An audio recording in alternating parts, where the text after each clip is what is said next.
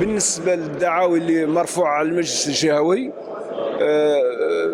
تم مؤخرا الحمد لله قبول الدعوة اللي قدمنا، واللي الحمد لله أصدر فيها إعادة اللجان، وهذا اللي تعيشوه إن شاء الله في الأيام القادمة المقبلة، أو من خلال دورة من دورات المجلس الاستثنائية.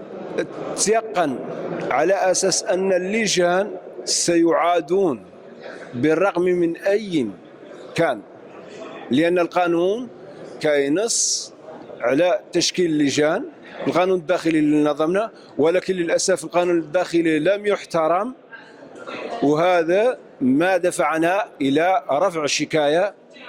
انحكمت الحمد لله في صالحنا فيما يخص الحكم الابتدائي، ولا كذلك في الحكم الاستئنافي. أنا كنقول بأن هذه للأسف هذه نقطة أضافت على النظام الداخلي، ولا تهمنا نحن كمجلس وكمعارضة، لأنها ضافت وللأسف الشديد تتناقض مع بنود النص 52، لأنه في البداية كيشتر بأنه دخول اللجان حر، وفي الأخير يلزمنا بأنه يقول بأن الرئيس يلزم الأعضاء من أجل السير العادي للياسين. لا، هذا مو سير عادي.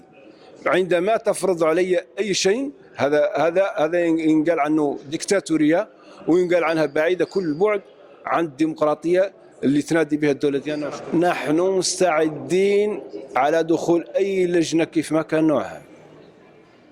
إلا بغاو هما كيفكروا حسب ما قيل لنا بأنهم يفكروا بأنهم يقلصوا اللجان ل4 لجان. نحن عندنا بقوة القانون عندنا واحدة فيهم.